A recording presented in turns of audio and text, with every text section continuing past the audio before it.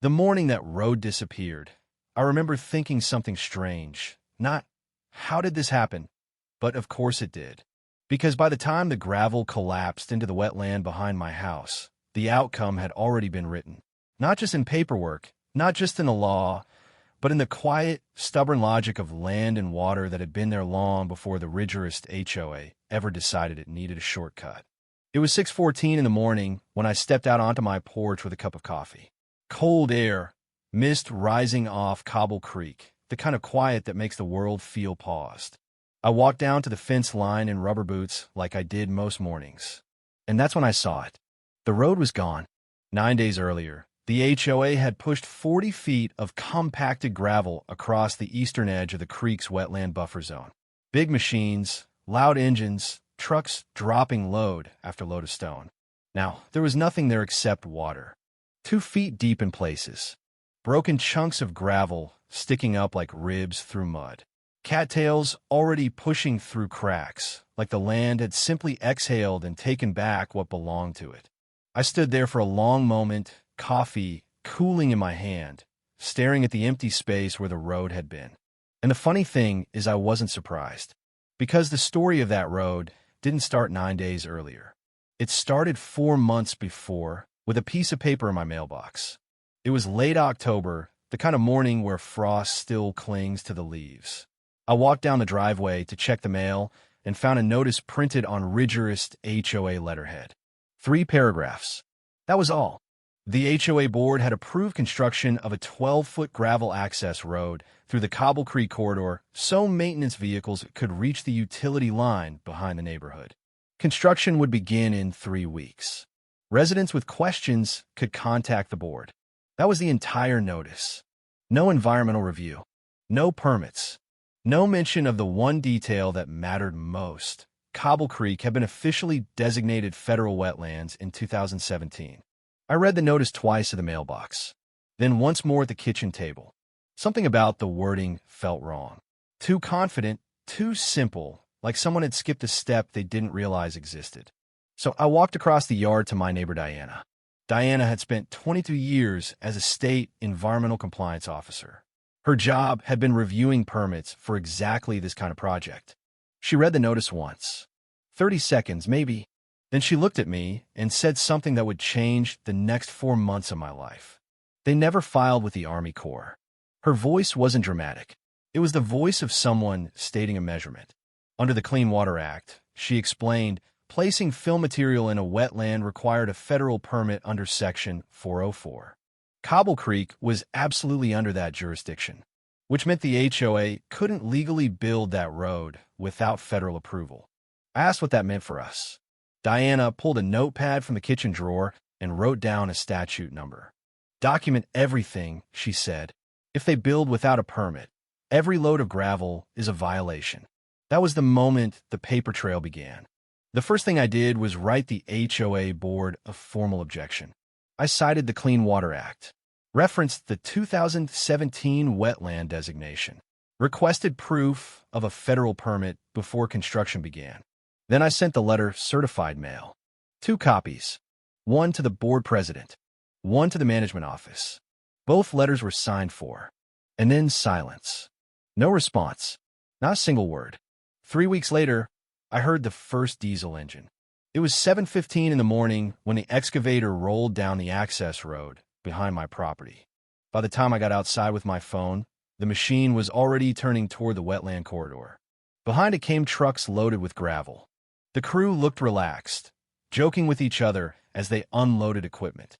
To them, it was just another job. They had no idea they were about to build a road that would cost someone $47,000. I started filming. Landscape orientation. Timestamps visible. Wide angles so the location was obvious. 8 minutes later, Diana arrived at the fence with her camera.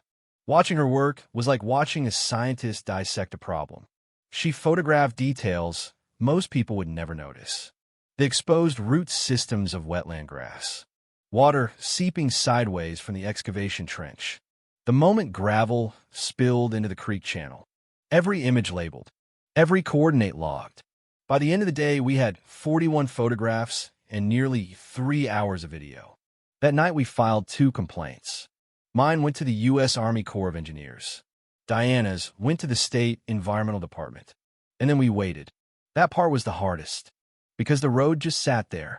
40 feet of gravel across a protected wetland. The HOA president even sent out a cheerful email to the neighborhood announcing Phase 1 complete. No mention of permits. No mention of complaints. Just a smiling update about community improvements. For a while, it almost made me wonder if nothing would happen. But something else was already in motion. Something none of us could see yet. 6 days later, I received an email from the Army Corps. A field inspector had been assigned. Her name was Agent Reyes. She would visit the site the following week. But nature had its own schedule. 2 days after that message, a storm system stalled over the watershed. 3 inches of rain fell overnight. Wetlands absorb water the way lungs take in air. But when you cover their natural drainage with compacted gravel, pressure builds underneath. By midnight, the water table was pushing up against the underside of the roadbed. By 2 in the morning, the lowest section of gravel began sinking. And by dawn, the entire structure gave up. The fracture started in the center, where the underground water channel ran. Then it spread outward. Quietly. I didn't hear it happen. I just walked outside that morning and saw the result. The road had collapsed into the wetland. Not washed away. Not blown apart. Simply swallowed. Agent Reyes arrived 2 days later. Government vehicle. Field gear. Clipboard. She walked straight to the collapse and stopped. Because what she saw was better than any investigation. Normally, inspectors have to dig to reveal illegal fill layers. Here, the wetland had already done the excavation. The gravel, the compacted base, the dark organic soil underneath. All exposed like a cross-section in a geology textbook. She spent 4 hours documenting everything. Soil samples, measurements, photographs. At one point, she asked if I had footage of the construction. I showed her the clip of the HOA president driving past the site while the road was being built. Timestamp visible. She paused when she saw it, then underlined something in her notebook. 2 days later, the HOA received a notice of violation. Unauthorized discharge of fill material into waters of the United States. Mandatory wetland restoration. Estimated cost, $47,000. Remove the road. Restore the hydrology. Replant native vegetation. 90 days to comply. The board meeting that night was tense. Half the neighborhood showed up. Their attorney joined by phone. And within minutes, she said something that changed the entire tone of the room. I was not consulted before this project began. That one sentence hit harder than any accusation. Because suddenly the board realized something. This wasn't a neighborhood disagreement. It was a federal environmental violation. And every day they fought the order, penalties could reach $25,000. By the end of the meeting, the board voted unanimously to comply. 2 weeks later, they voted again. 6-1.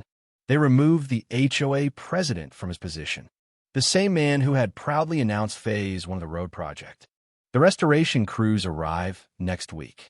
They'll dig out every load of gravel, reopen the natural drainage channels, replant the wetland grasses. And in a couple of years, you probably won't even know a road was ever there. Standing by the creek tonight, watching the water move past the place where the road collapsed, I realized something that felt bigger than the HOA, bigger than the argument, bigger even than the law. Land has memory. Water has patience. You can push machines across it, bury it under gravel, pretend the rules don't apply to you. But eventually the ground reminds you who was there first. And when that happens, paperwork just catches up to what nature already decided. So now I'm curious what you think. If someone knowingly ignores environmental law because they believe the project helps their community, should they face consequences like this? Or was the punishment losing the presidency and paying tens of thousands for restoration too harsh? Tell me what you would have done. And if you've ever had an HOA try to push something like this through your neighborhood, I'd really like to hear that story too.